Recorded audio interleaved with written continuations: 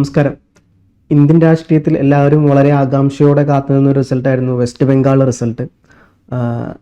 ഒട്ടുമിക്ക എല്ലാ exit പോളുകളും പ്രവചിച്ചിരുന്നത് BJP ഭരിക്കും എന്ന് പറഞ്ഞിരുന്നെങ്കിലും ഇത്രത്തോളം ഒരു മെജോറിറ്റി ഒരു എക്സിറ്റ് പോളുകളും പ്രവചിച്ചിട്ടുണ്ടായിരുന്നില്ല. അപ്പം അതിൻ്റെ ഇടയിലാണ് ഇപ്പം വലിയ തരത്തിലുള്ള രാഷ്ട്രീയ നാടകങ്ങൾ വെസ്റ്റ് ബംഗാളിൽ നടന്നുകൊണ്ടിരിക്കുന്നത്. ഇപ്പം നമുക്കറിയാം, ഏറ്റവും പുതിയ അപ്ഡേഷൻ പ്രകാരം തൃണമൂൽ കോൺഗ്രസിൻ്റെ മുഖ്യമന്ത്രി, നിലവിലെ മുഖ്യമന്ത്രി മമതാ ബാനർജി റിസൈൻ ചെയ്യുന്നില്ല എന്ന് ഔദ്യോഗികമായി പ്രഖ്യാപിക്കുന്നു. പോകുന്നവരെ പോട്ടെ എന്നുള്ള രീതിയിലാണ് മമതാ ബാനർജി നിൽക്കുന്നത്. കോൺസ്റ്റിറ്റ്യൂഷണൽ പരമായിട്ട് ഒരുപാട് പരിമിതികൾ ഇതിൻ്റെ ഇടയിലുണ്ടെങ്കിലും ഇപ്പോൾ ഏറ്റവും പുതിയ അപ്ഡേഷൻ നമുക്ക് കിട്ടുന്നത് ഗവർണർ ഇതുമായി ബന്ധപ്പെട്ടിട്ട് നിയമ നടപടികൾ സ്വീകരിക്കാൻ പോകുന്നു എന്നുള്ളൊരു കാര്യമാണ്. അപ്പം മമതാ ബാനർജിക്ക് പിടിച്ചു നിൽക്കാൻ പറ്റില്ല. എന്തായാലും സ്വാഭാവികമായിട്ടും ഒന്നല്ലെങ്കിൽ ഗവർണർ പുറത്താക്കുന്ന രീതിയിലോട്ട്, സ്വാഭാവികമായിട്ടും ഒരു തെരഞ്ഞെടുപ്പിൽ തോറ്റു കഴിഞ്ഞാൽ നമുക്കറിയാം, നമ്മുടെ മുഖ്യമന്ത്രി തെരഞ്ഞെടുപ്പ് ദിവസം തന്നെ, റിസൾട്ട് വന്ന ദിവസം തന്നെ വൈകുന്നേരം ആകുമ്പോഴേക്കും ഔദ്യോഗികമായി റിസൈൻ ലെറ്റർ ഗവർണറെ ഏൽപ്പിച്ചായിരുന്നു. അപ്പം ഇത്തരത്തിലാണ് ഒരു സ്വാഭാവിക നടപടി എന്നുള്ള രീതിയിൽ പോകാറുള്ളത്. അപ്പം ഇതിൽ നിന്നെല്ലാം വളരെ വ്യത്യസ്തമായി മമതാ ബാനർജി BJP ആയിട്ടുള്ളൊരു ഫൈറ്റ് എന്ന് പറഞ്ഞത് ശരിയാവില്ല, എന്താ പറയുക, ഇലക്ഷൻ കമ്മീഷനുമായിട്ട് നേരിട്ടുള്ളൊരു പോരാട്ടത്തിന് ഇറങ്ങുന്നത്. അപ്പം എത്രത്തോളം ഈ സാധനം നിൽക്കുന്ന അറിയില്ല. ഇതിൻ്റെ ഏറ്റവും വലിയ ഞെട്ടിക്കുന്നൊരു സംഭവം എന്താ വെച്ച് കഴിഞ്ഞാൽ, മമതാ ബാനർജിയുടെ ഭവാനിപൂരിൽ സുവേന്ദു അധികാരി ആണ് മത്സരിച്ചിരുന്നത്. അവിടുത്തെ പ്രതിപക്ഷ നേതാവായിരുന്നു സുവേന്ദു അധികാരി. ഒരു കാലത്ത് മമതാ ബാനർജിയുടെ വലങ്കയ്യായിരുന്നു സുവേന്ദു അധികാരി. അപ്പം ഇത്തരത്തിൽ എന്താ പറയുക, എല്ലാ തലത്തിലും മമതാ ബാനർജിയുടെ ഉറ്റമിത്രം എന്ന് പറയാൻ പറ്റുന്ന സുവേന്ദു അധികാരി BJPയുടെ ഭാഗത്തു നിന്ന് മമതാ ബാനർജിക്ക് മത്സരിക്കുന്നു. 15,000 വോട്ടിന് മമതാ ബാനർജിയെ തോൽപ്പിക്കുന്നു. നമുക്ക് ഇപ്രാവശ്യത്തെ ഇലക്ഷന്റെ ഏറ്റവും വലിയൊരു സ്റ്റണ്ട് എന്താണെന്ന് വെച്ച് കഴിഞ്ഞാൽ, നമുക്കറിയാം, ഒരു ഭാഗത്ത് MK സ്റ്റാലിൻ പരാജയപ്പെടുന്നു, മറുഭാഗത്ത് ഈ പറഞ്ഞ പോലെ മമതാ ബാനർജി പരാജയപ്പെടുന്നു. കേരളത്തിലോട്ട് വരികയാണെന്നുണ്ടെങ്കിൽ പിണറായി വിജയൻ ധർമ്മടത്ത് ആദ്യ 6 റൗണ്ട് വളരെയധികം പിന്നിൽ പോകുന്നു. പിന്നീട് കഷ്ടിച്ചാണ് ജയിച്ചത്. എല്ലാ വർഷവും 50,000-ഓളം വോട്ട് നേടുന്ന അത്രത്തോളം ഭൂരിപക്ഷത്തിൽ വരുന്ന ഒരു സ്ഥലത്തിൽ നിന്നും ഏകദേശം 19,000-ഓളം വോട്ടിലോട്ട് ചുരുങ്ങുന്നു കേരളത്തിൽ പിണറായി വിജയൻ. അപ്പം ഇത്തരത്തിൽ വളരെ ഞെട്ടിക്കുന്ന തരത്തിലുള്ള റിസൾട്ടാണ് 2026 വന്നുകൊണ്ടിരുന്നത്. അപ്പം ഞാൻ പറഞ്ഞു വന്നത്, 2026 ഈ ഇലക്ഷനിൽ ഈ പറഞ്ഞ പോലെ മമതാ ബാനർജി തോൽക്കാൻ സുവേന്ദു അധികാരി എടുത്ത പണിയെക്കുറിച്ചാണ്. അപ്പം ഇത്തരത്തിലാണ് അവിടുത്തെ നാടകങ്ങളെല്ലാം പോകുന്നത്. ഇപ്പം മമതാ ബാനർജി എന്തായാലും അവിടെ തോറ്റു. ഇപ്പോൾ കഴിഞ്ഞ പ്രാവശ്യങ്ങൾ നമ്മൾ നോക്കുകയാണെന്നുണ്ടെങ്കിൽ 2021 വെസ്റ്റ് ബംഗാളിനെ സംബന്ധിച്ചിടത്തോളം അവരെ ആകെ സീറ്റ് എന്ന് പറഞ്ഞു കഴിഞ്ഞാൽ 294 സീറ്റാണ് അവിടെ മൊത്തം ഉള്ളത്. നമ്മുടെ കേരളത്തിലുള്ളത് 140 നിയോജക മണ്ഡലങ്ങളാണെങ്കിൽ ഇത് വെസ്റ്റ് ബംഗാളിലോട്ട് പോകുമ്പോൾ അവർക്ക് 294 മണ്ഡലങ്ങളാണുള്ളത്. അപ്പോൾ സ്വാഭാവികമായിട്ടും അവർക്ക് മിനിമം മെജോറിറ്റിക്ക് വേണ്ടത് 148 എന്നുള്ളൊരു മാന്ത്രിക സംഖ്യയാണ്. കഴിഞ്ഞ പ്രാവശ്യം തൃണമൂൽ കോൺഗ്രസിനെ സംബന്ധിച്ചിടത്തോളം അവർക്ക് ഉണ്ടായിരുന്നത് 216 സീറ്റ് ഉണ്ടായിരുന്നു. 294 സീറ്റിൽ 216 സീറ്റ് നേടിയ ഏറ്റവും വലിയ ഒറ്റകക്ഷിയായിരുന്നു തൃണമൂൽ കോൺഗ്രസ്. അപ്പോൾ TMCക്ക് സ്വാഭാവികമായിട്ടും മറ്റൊന്നിനും ഭയപ്പെടേണ്ട ആവശ്യം ഉണ്ടായിരുന്നില്ല. ഇതുകൂടാതെ അന്ന് ആ സമയത്ത് മമതാ ബാനർജിയുടെ പൊളിറ്റിക്കൽ സ്ട്രാറ്റജിസ്റ്റായിട്ടും പൊളിറ്റിക്കൽ കൺസൾട്ടൻ്റായിട്ടും, മമതാ ബാനർജിയുടെ മാത്രമല്ല മൊത്തം തൃണമൂൽ കോൺഗ്രസിൻ്റെ ഇലക്ഷൻ സ്ട്രാറ്റജിസ്റ്റായിട്ട് വർക്ക് ചെയ്തിരുന്നത് പ്രശാന്ത് കിഷോർ ആയിരുന്നു. അപ്പം അന്ന് പ്രശാന്ത് കിഷോർ കൊടുത്തൊരു വാക്കുണ്ട്, 2 അക്കം BJP കടക്കില്ല എന്നുള്ളത്. അതും ഒരു പരിധി വരെ അത് ശരിയായിരുന്നു. 77 MLA-മാർക്കാണ് 2021 BJPക്ക് വെസ്റ്റ് ബംഗാളിൽ ഉണ്ടാക്കാൻ സാധിച്ചത്.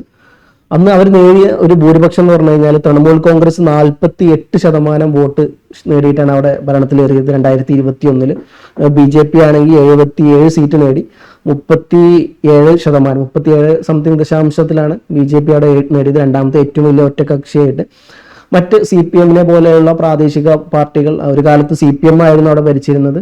ആദ്യം കോൺഗ്രസ് ആയിരുന്നു, കോൺഗ്രസിൽ നിന്ന് CPM പിടിച്ചെടുക്കുന്നു, CPM-ൽ നിന്നും ഈ പറഞ്ഞ പോലെ മമതാ ബാനർജി പിടിച്ചിരിക്കുന്നു. ഇപ്പം മമതാ ബാനർജിയിലായിരുന്നു സുവേന്ദു അധികാരി, BJP പ്രതിനിധി പിടിച്ചിരിക്കുന്നു. അപ്പം ഇത്തരത്തിൽ വെസ്റ്റ് ബംഗാളിന്റെ രാഷ്ട്രീയം ഒരു പെട്ടെന്നുള്ളൊരു ഷിഫ്റ്റാണ്. ഇപ്പം പെട്ടെന്നുള്ള BJPയുടെ കടന്നുകയറ്റം എന്ന് മാത്രമല്ല, ഏത് പാർട്ടിക്കാണെങ്കിലും പെട്ടെന്നുള്ള ഒരു ഷിഫ്റ്റാണ് വെസ്റ്റ് ബംഗാൾ നമുക്ക് കാണാൻ പറ്റുന്നത്. അപ്പം മറ്റ് പാർട്ടികളെല്ലാം പാടായിട്ട് ഒരു സീറ്റാണ് വെസ്റ്റ് ബംഗാൾ അന്ന് നേരിട്ടിട്ടുണ്ടായിരുന്നത്. ഇനിയിപ്പം 2016 സംബന്ധിച്ചിടത്തോളം 2016 BJP വെറും 3 സീറ്റാണ് ഉണ്ടായിരുന്നത്. ആ 3 സീറ്റിൽ നിന്ന് 2021 എത്തുമ്പോൾ BJP 77 സീറ്റിലോട്ട് വർദ്ധിപ്പിക്കുന്നു. 2026 ഈ നടന്ന ഇലക്ഷനിൽ തൃണമൂൽ കോൺഗ്രസിന് 80 സീറ്റുകളാണ് ലഭിച്ചത്. അതായത് 40.83% വോട്ട് ഷെയറാണ് തൃണമൂൽ കോൺഗ്രസിന് ഈ ഒരു ഇലക്ഷനിൽ നേരിടാൻ പറ്റിയത്. അതുപോലെ തന്നെ BJPയുടെ ഭാഗത്തോട്ട് വരുമ്പോൾ BJP നേടിയത് 207 സീറ്റാണ്. നമുക്കറിയാം കഴിഞ്ഞ പ്രാവശ്യം 77 എന്നുള്ളതിൽ ഇപ്രാവശ്യം 2026 എത്തുമ്പം 207 എന്നുള്ളൊരു മാന്ത്രിക സംഖ്യ എന്ന് പറഞ്ഞാൽ നമുക്ക് മാന്ത്രിക സംഖ്യയ്ക്ക് വേണ്ട 148 മാത്രമേ ഉള്ളൂ. ആ സമയത്ത് സിമ്പിൾ മെജോറിറ്റി കടന്ന് വലിയൊരു ഭൂരിപക്ഷത്തോട്ട് BJP ഒറ്റയ്ക്ക് പോയി 207 സീറ്റുകൾ നേടി 45.84%.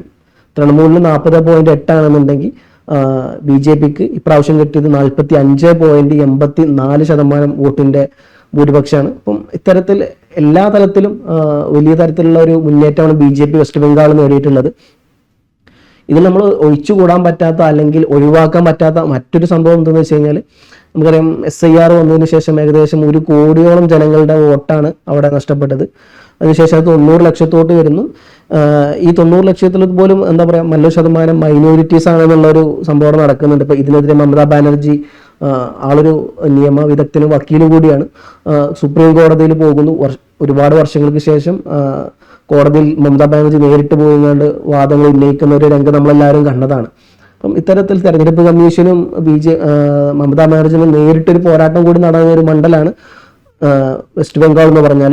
ഏറ്റവും അവസാനമായി ഈ SIR ബന്ധപ്പെട്ടിട്ട് ഈ 90 ലക്ഷത്തിൽ ഏകദേശം കോടതി നേരിട്ട് ഇടപെടുന്നു. കോടതി നേരിട്ട് അതിന്റെ ഹിയറിംഗ് കേൾക്കുന്നു. 27 ലക്ഷം ആൾക്കാരുടെ വോട്ട് സ്റ്റിൽ അവിടെ ഒന്നുമായിട്ടില്ല. അത് എങ്ങനെ പോയി, എന്തുകൊണ്ട് പോയി, എവിടുന്ന് പോയി എന്നുള്ള ഒരു തരത്തിലുള്ള വിശദാംശങ്ങളും തെരഞ്ഞെടുപ്പ് കമ്മീഷൻ പുറത്തുവിട്ടിട്ടുണ്ടായിരുന്നില്ല. കാര്യങ്ങൾ കിടപ്പ് ഇങ്ങനെയാണെന്നുണ്ടെങ്കിലും എന്താവും വരും ദിവസങ്ങളിൽ വെസ്റ്റ് ബംഗാൾ നടക്കാൻ പോകുന്നത് എന്നുള്ളത് ആർക്കും പ്രഡിക്റ്റ് ചെയ്യാൻ പറ്റാത്ത ഒന്നാണ്. മറുവശത്ത് മമതാ ബാനർജി BJPയെ രണ്ടായി പുലർത്താൻ നോക്കുന്നുണ്ട്. ഇത് നടക്കാൻ ഒരു വിധത്തിലും സാധ്യതയില്ലാത്തൊരു കാര്യമാണ്. ഇപ്പോൾ BJPയെ സംബന്ധിച്ചിടത്തോളം അവർ എവിടെയൊക്കെ ഭരിച്ചിട്ടുണ്ടോ, ഇപ്പം ശിവസേനയെ രണ്ടായിട്ട് വിഭജിച്ചു ശിവസേന. അതുകൂടാതെ പിന്നീട് NCP രണ്ടായിട്ട് വിഭജിച്ചു. അങ്ങനെ പലതരത്തിൽ എവിടെയൊക്കെ BJP സഖ്യകക്ഷിയായിട്ട് കൂടിയിട്ടുണ്ടോ. ഇപ്പം AIDMK ഭാവിയിൽ ഇപ്പോൾ ഒഴിച്ചുകൂടാൻ പറ്റാത്ത മറ്റൊരു കാര്യം, ഈ 2021 തെരഞ്ഞെടുപ്പിൽ BJPക്ക് തമിഴ്നാട്ടിൽ കിട്ടിയത് 4 സീറ്റായിരുന്നു. ഇപ്രാവശ്യത്തെ ഇലക്ഷനിൽ അത് 1 ചുരുങ്ങിയിട്ടുണ്ട് എന്നുള്ളതാണ്. BJP കേരളത്തിൽ കഴിഞ്ഞ പ്രാവശ്യം ഒന്നും ഉണ്ടായിരുന്നില്ല എന്നുണ്ടെങ്കിൽ ഇപ്രാവശ്യം 3 സീറ്റ് വരെ അവരുണ്ടാക്കി. അപ്പോൾ ഇത്തരത്തിൽ തെക്കേ ഇന്ത്യയിൽ BJPക്ക് ഇപ്പോഴും വലിയ തരത്തിലുള്ള ഒരു മുന്നേറ്റം ഉണ്ടാക്കാൻ പറ്റിയിട്ടില്ല. അപ്പോൾ നമ്മൾ വോട്ട് ഷെയർ കേരളത്തിൽ നോക്കുകയാണെങ്കിൽ പോലും ഏകദേശം കഴിഞ്ഞ പ്രാവശ്യം ഉണ്ടായിരുന്ന 11 സംതിങ് ആയിരുന്നു BJPക്ക്. ഇപ്രാവശ്യം അത് അതേ നിലയിൽ തന്നെ നിൽക്കുന്ന ചെറിയൊരു മാറ്റം മാത്രമേ ഉണ്ടായിട്ടുള്ളൂ. പക്ഷേ ഇതേ തെരഞ്ഞെടുപ്പ് ലോക്സഭയിലോട്ട് വരുമ്പോൾ BJPക്ക് ഒരു 20ഓളം എത്തിക്കാൻ പറ്റാറുണ്ട്. BJPക്ക് അല്ല, NDA മുന്നണി എന്നുള്ള നിലയ്ക്ക്. അപ്പം വരും ദിവസങ്ങൾ എന്താവും വെസ്റ്റ് ബംഗാളിലെ രാഷ്ട്രീയം എന്നുള്ളത് കാണാം.